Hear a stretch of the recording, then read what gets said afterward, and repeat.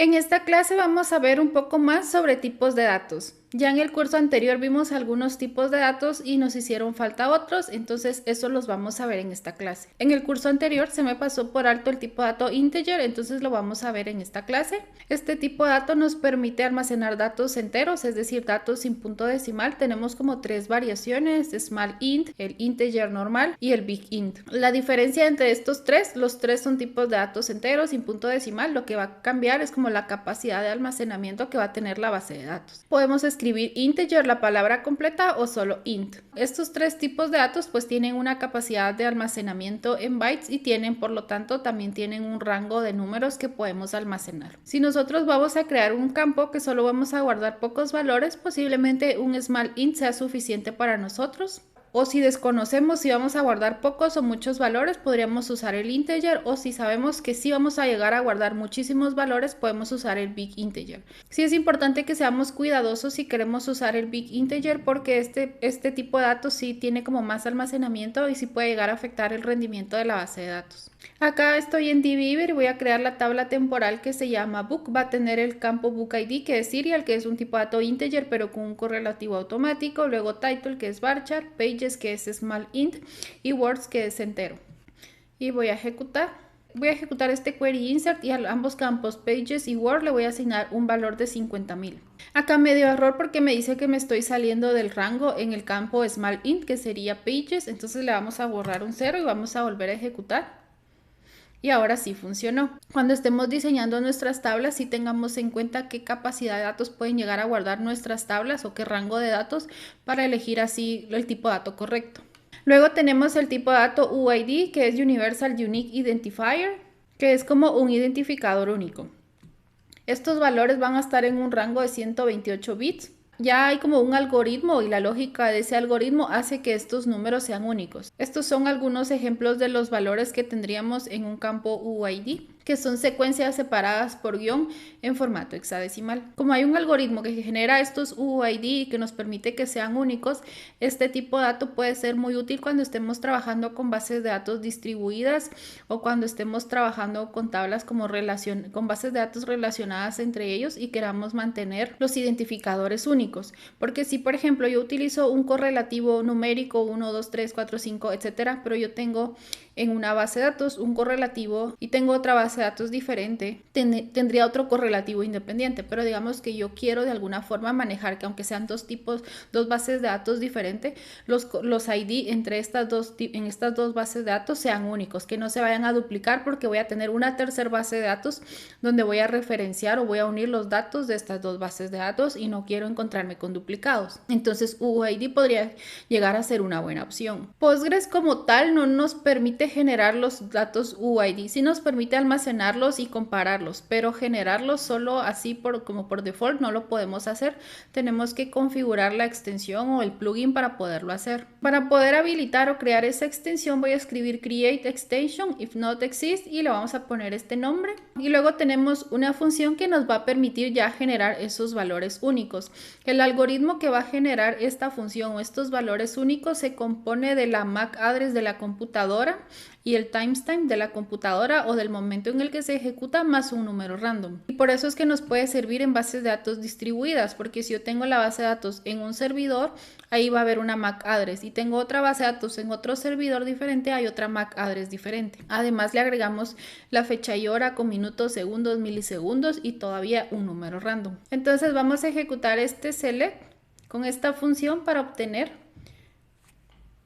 y vemos que acá nos generó un valor. Lo voy a copiar acá, vamos a volver a ejecutar y vuelvo a ejecutar y ya me generó otro valor diferente, y así cada vez que yo ejecute me va a generar valores diferentes. Esta función UID generate B1 me genera con el algoritmo de la MAC address, el número random y la fecha y horas. Acá tengo otra función que es UUID generate B4, que es similar a la primera, solo que el algoritmo de generación es diferente.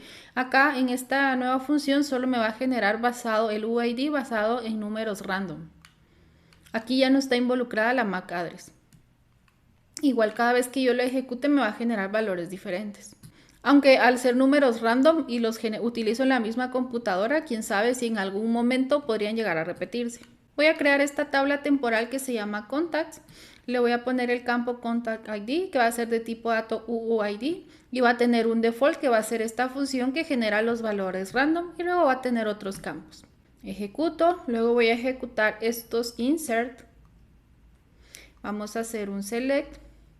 Y veo que ahora en lugar de tener como los correlativos 1, 2, 3, etcétera, tenemos estos datos que son hexadecimales. Vimos en el curso anterior el tipo de datos serial, donde nos creaba un correlativo automático que se iba, por ejemplo, 1, 2, 3, 4, 5, pero ¿qué pasa si yo quiero generar, qué sé yo, números de 2 en 2, 2, 4, 6, 8, 5, 10, 15, 20? O yo sí quiero generar los números 1, 2, 3, pero no quiero empezar desde el 1. Quiero empezar, digamos que yo tengo una tabla que copié los datos desde otro sistema y ya tengo 100 datos ahí almacenados y no quiero generarles nuevo ID porque ya tienen datos relacionados. Entonces yo quiero configurarle como la secuencia, pero que no empiece desde 1, sino que empiece desde 100 o desde 101. Entonces para este ejemplo voy a crear otra tabla de actor, solo que le voy a poner un 2, pero tiene la misma estructura que la tabla actor original. Luego voy a insertarle un valor. Vamos a seleccionar estos datos y veo que tengo el ID 1. Entonces digamos que yo no quiero continuar como con el número 2, 3, etcétera, sino que quiero continuar con el 2000. Entonces escribo alter sequence, el nombre de la secuencia que se creó con esta tabla de forma automática. Le escribo restart with y el número con el cual yo quiero continuar la secuencia. Ejecuto. Voy a ejecutar otra vez este mismo insert. Vamos a hacer el select y veo que ahora este es el 2000. Si yo vuelvo a hacer insert, ahora es el 2001 y sería 2002, 3, 4 y así. Ok, ahora lo que yo quiero es irme de 2 en 2 o de 10 en 10. Entonces igual escribo alter sequence, el nombre de la secuencia que esté asociada a lo que está generando esos correlativos y escribo increment byte y en este caso 2, vamos a ponerle 10 para que se vaya de 10 en 10. Ejecuto. Vamos a ejecutar 2 veces este insert, vamos a hacer el select y veo que ahora se fue 2011, 2021, iría 2031 y así. Luego tenemos el tipo dato HStore que permite guardar datos como del tipo clave valor. Este tipo de dato puede ser útil si estamos trabajando con datos semiestructurados. Al igual que tipo dato UUID necesitamos habilitar la extensión de Postgres para poder manejar este tipo de dato. Entonces escribo create extension HStore y ejecuto y ya la habilité. Voy a crear la tabla temporal que se llama books. Le voy a crear el campo ID que es de tipo dato serial, title que es varchar y este campo atributo va a ser del tipo dato HStore. Y esto significa que este campo va a tener como varios atributos almacenados allí. Vamos a ejecutar. Luego tengo este insert, lo que voy a hacer es guardar el título del libro, luego voy a hacer un insert, voy a insertar el title y el atributo. Este campo atributo lo que yo voy a insertar ahí es como un varchar, pero la estructura de ese varchar va a tener como el formato de clave valor. Entonces acá Postgres Tutorial, este es el título, luego coma, el segundo campo sería todo esto. Entonces son varios atributos guardados en un solo campo. Este campo nos puede servir si, por ejemplo, los atributos de lo que estemos guardando son muy variables. Entonces no podemos como definir las columnas de la tabla o otra tabla con detalle porque va a ser muy variable. Entonces nos podemos apoyar de este tipo de dato para almacenar esos valores. Entonces escribo el apóstrofe para iniciar como el string y otro apóstrofe para finalizar. Y dentro de todo este string lo que yo voy a tener son estos valores. Voy a escribir comillas, el nombre del atributo, luego igual y mayor que, como esta flechita, y luego otra vez comillas para asignarle el valor. Y luego coma y así con todos los atributos que yo quiera que tenga ese campo. Luego igual acá tengo otro insert, lo vamos a ejecutar también. Vamos a hacer un select. Entonces acá yo veo lo que acabo de insertar, pero esto parece un string común y corriente. Pero si yo quiero extraer solo una de estas propiedades, entonces ya me puedo apoyar de esta sintaxis. Escribo el nombre del campo, luego está como flechita y luego entre apóstrofes el nombre o la clave del valor que quiero obtener y acá le estamos poniendo un alias. Voy a ejecutar y entonces acá ya me trae el atributo en específico que yo quería leer. Y esto me funcionaría igual para cualquier atributo. Y ya los puedo leer. También podemos utilizarlo en el where. Digamos que yo quiero filtrar solo el que tenga este como código de libro. Entonces escribo en el where atributo, la flechita, el nombre del atributo que quiero leer. Igual, porque digamos que todo esto representa el valor que voy a obtener de ese campo y quiero validar que sea igual a este valor en específico. Entonces ya me filtró las filas que cumplen esa condición. Otra forma de filtrar sería escribir atributo arroba mayor y entre apóstrofes pongo el atributo y el valor que quiero que tenga y le pongo estos dos puntos hstore, porque aquí le estoy diciendo que es este tipo de dato. Y ejecuto y ya me filtró los resultados. Igual acá puedo cambiar el atributo que yo quiera y el atributo y el valor que yo quiera filtrar. Acá nuestra tabla pues ya tiene unos valores. ¿Qué pasa si en mi campo atributo yo quiero agregarle como un nuevo par de clave valor? Entonces puedo escribir un update, books, el nombre de la tabla, set, el campo atributo igual. Escribo el nombre del campo y luego le voy a como a concatenar. Y aquí escribiría el nuevo clave valor que le quiero asignar. Y siempre ponemos dos puntos, hstore para que Postgres sepa manejar el tipo de dato correctamente. Entonces ya le agregamos este nuevo atributo. Entonces si yo hago un select y quiero leer ese valor, pues ya puedo acceder con esta sintaxis de flechita y ya me lo lee. Ok, ahora nuestros dos libros tienen free shipping igual a yes, pero ¿qué pasa si yo quiero cambiarle que free shipping sea igual a no para uno de estos dos valores? Vamos a ejecutar otro update y pongo el nombre o la clave, la flechita y acá en este caso el valor lo quiero cambiar a no. Ejecuto. Y ahora trae yes y no. Y veamos que la sintaxis es prácticamente la misma del primer update y del segundo, pero no es como que le agregó la nueva clave y como que se duplicó, sino que ya el tipo de dato ya sabe lo que significa. Si la clave no existe, se la agrega, y si ya existe, solo como que le cambia el nuevo valor. Si lo que quisiéramos es borrar uno de estos clave valor, entonces escribimos igual update books set, el nombre del campo igual, escribimos delete, abrimos paréntesis, otra vez el nombre del campo, coma, y el key que queremos eliminar. Ejecutamos. Vamos a hacer este select otra vez. Acá ya me trae null para esta propiedad en específico, pero si yo le quito, le borro esto, el campo no está null, únicamente la propiedad de free shipping es la que le eliminamos. Y nosotros hemos estado modificando nuestro campo atributo y le agregamos y le quitamos propiedades. Entonces, si yo quiero verificar o yo solo quiero filtrar las filas que contengan un atributo en específico, independientemente del valor, y lo que queremos es que si contiene ese key, queremos que lo traiga en el resultado. Entonces lo que podemos hacer, escribimos where, el nombre del campo, luego el símbolo de interrogación y entre comillas ponemos el nombre de esa propiedad. Vamos a ejecutar. Entonces acá ambas filas tienen esta propiedad, entonces me trajo el resultado, me trajo ambas. Ok, entonces acá le agregué nuevamente la propiedad free shipping, pero solo a una de las dos filas. Entonces voy a filtrar ahora. Solo quiero filtrar los datos o las filas que tengan esa propiedad.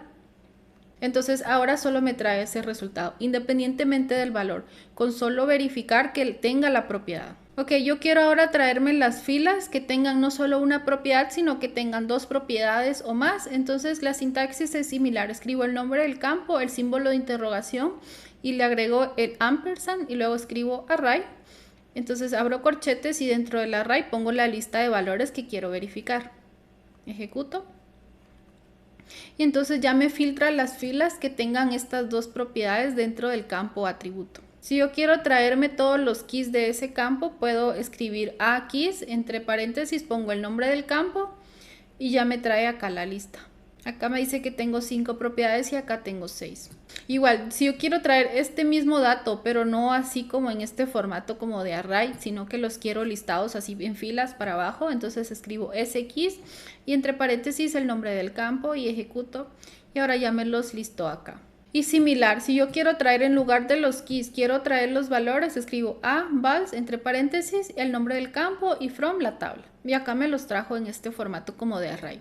Si yo los quiero listados en filas para abajo, escribo svals y el nombre del campo y acá me los trajo así en listadito. Si yo quiero convertir un campo que es hstore a tipo dato JSON, utilizo la función hstore do JSON, el nombre del campo, vamos a ejecutar. Y ahora esto ya es un tipo de dato JSON. Y al ser un tipo de dato JSON también ya tenemos funciones que nos permiten manipular o hacer operaciones con JSON. Entonces digamos, no, yo no lo quiero en tipo de dato JSON, sino que yo quiero hacer como parejitas de valores. Entonces puedo utilizar esta función each. Pongo entre paréntesis el nombre del campo, igual todo esto dentro de paréntesis, punto y asterisco. Vamos a ejecutar. Y entonces aquí me trae el campo title porque lo estamos seleccionando y entonces weight, 1 onza, y cada uno de los campos ya como extraídos en columnas independientes. Luego tenemos el tipo de dato array. El tipo de dato array va a funcionar con cualquiera de los tipos de datos anteriores, por ejemplo varchar o integer o numeric, que queremos tener, en lugar de tener solo un valor puntual, vamos a tener un array o muchos valores integer o muchos valores varchar o muchos valores UUID, etc. Vamos a crear la tabla temporal contacts y le vamos a decir que phones, un usuario puede tener más de un número de teléfono y no queremos crear como columnas teléfono 1, teléfono 2, teléfono 3, etcétera, sino mejor guardar todos los números de teléfono en un array y el tipo de dato va a ser text. Y para identificar que ese campo es array y no un texto simple, entonces le ponemos los corchetes. Ejecuto. Entonces acá tengo los insert, pongo name y phones. El nombre es un campo individual, es varchar. Luego escribo array, abro corchetes y dentro de los corchetes pongo la lista de los teléfonos. Y como los teléfonos es tipo dato text, entonces necesito utilizar los apóstrofes. Si fuera numérico o integer no lo necesitaría. Entonces veo que acá tengo dos números de teléfono. Ejecuto. Otra sintaxis para insertar sería el name, es un varchar común y corriente, y luego escribo acá, pongo apóstrofes, pongo llaves y dentro de llaves voy a poner la lista de valores. Entonces, por ejemplo, acá en el segundo William Gate ponemos llaves, luego el teléfono 1, el primer teléfono está dentro de comillas, luego coma, otra vez comillas y el otro teléfono. Vamos a ejecutar. Ambos inserts se ejecutaron. Vamos a hacer un select. Y entonces acá veo que ya tengo los datos que inserté y si me fijo acá tengo una flechita. Entonces si le doy clic ya me lista los valores como en filas individuales. Pero esto solo es visual. Los datos sí vinieron como en array. Ok, entonces en este select trajimos toda la lista de números de teléfono. Pero ¿qué pasa si yo quiero leer los teléfonos de forma individual? Podría escribir phones o el nombre del campo, corchetes y acá el índice que quiero leer. Entonces yo quiero el primer número de teléfono, entonces escribo el índice 1. Si escribo el índice 2, para esta fila me trae null, porque este registro solo tiene un número de teléfono. Igual si escribiera 3, acá como solo lo más que hay son 2, ya todos me los trae null. Igual si yo quisiera filtrar, ok, yo quiero filtrar solo los que tengan un número de teléfono en específico, en una posición en específico, entonces escribo select, name, from, contacts o el nombre de la tabla, where, y entonces digo el nombre del campo, corchetes, el índice que quiero verificar igual y el valor que quiero comparar. Entonces ejecuto y acá me filtró a esta persona. Luego, si yo quisiera actualizar un solo valor de ese array, puedo escribir update, contacts, el nombre de la tabla, set, el campo, corchetes, el índice que yo quiero actualizar igual y el valor que le quiero asignar. Entonces, si por ejemplo acá yo tuviera 10 números de teléfono, pero yo solo quiero actualizar el segundo número de teléfono, lo hago con esta sintaxis y los otros 9 números de teléfono no se van a ver afectados. Entonces, ejecuto. O si yo sí quisiera actualizar todo el array de valores, puedo escribir igual un update, contact, set, fonts, igual. Y entre comillas pongo todo el array que yo quiero actualizar. Acá no se va a actualizar solo un valor en específico, sino que va a sobreescribir todo el campo. Entonces, ejecuto. Y por ejemplo yo quiero filtrar las filas basado en lo que hay en un array, entonces yo puedo decir, por ejemplo, seleccionar los campos, from contacts, where, y acá quiero que este número de teléfono, si any, para verificar que esté en cualquier posición del array, porque ya habíamos visto que yo podía acceder por medio de corchetes, es decir, quiero al que está en el 1 o en el 2, etcétera. Pero si el array, como todas las filas, van a tener diferente cantidad de números de teléfonos guardados allí, entonces a mí no me importa en qué posición está el número de teléfono que estoy buscando, entonces me puedo apoyar del any. Vamos a ejecutar. Y acá me trajo que esta persona tiene este número de teléfono. Y vimos que acá cuando yo le doy clic a la flechita, pues ya me los trae listados así como de forma más legible. Pero esto solo es visual. Si yo sí quiero que en el resultado venga esto como desglosado, puedo utilizar esta función que se llama unnest, el nombre del campo. Vamos a ejecutar. Y aquí sí ya me los trae desglosados. Luego tenemos otro tipo de dato que se llama byte A. Este tipo de dato nos permite almacenar string binarios. ¿Qué es un string binario? Por ejemplo, a veces necesitamos guardar en nuestra base de datos alguna imagen o algún PDF o algún archivo. Entonces, estos archivos binarios no son como texto plano. Entonces es probable que tengan caracteres especiales y si los guardamos en un tipo de dato varchar o text posiblemente se pierda información o se dañe la información que está ahí guardada. Entonces podemos utilizar este tipo de dato byte A que nos va a permitir igual. Es como un varchar, pero sí, este varchar sí permite como caracteres especiales. Este tipo de dato acepta como dos codificaciones, hexadecimal o escape. Veamos acá estos ejemplos. Yo voy a configurar que el byte A output sea de tipo dato hexadecimal, entonces voy a seleccionar este valor. Esto es un string que yo estoy seleccionando, pero lo quiero en tipo dato byte A. Entonces lo que me imprimió es esta cosa rara. Ahora, si yo lo configuro para que el output sea en formato escape y selecciono igual este string y el mismo tipo de dato y ejecuto, y me trajo esta cadena. Entonces vemos que aquí hay como caracteres raros y entonces a veces los archivos binarios tienen como caracteres así como raros que no son caracteres visibles, pero sí son caracteres que están en el archivo. Entonces este tipo de dato nos puede servir para almacenar esta información. Sí es importante saber que aunque esto es un string binario, nosotros solo vamos a Postgres, solo tiene como funcionalidades para leerlos o para almacenarlos, pero no tiene la capacidad de convertir. Si este string fuera una imagen, Postgres no tiene la capacidad de convertirlo o transformarlo y que nosotros veamos la imagen o si fuera un PDF. Acá sí ya nos tenemos que apoyar del lenguaje de programación que estemos usando para que en ese lenguaje de programación, si vamos a guardar datos en el lenguaje de programación, convertimos por ejemplo la imagen a base64 y ya solo guardamos ese string de base64 en Postgres y luego otra vez en el lenguaje de programación leemos el base64 y lo volvemos ya la imagen original.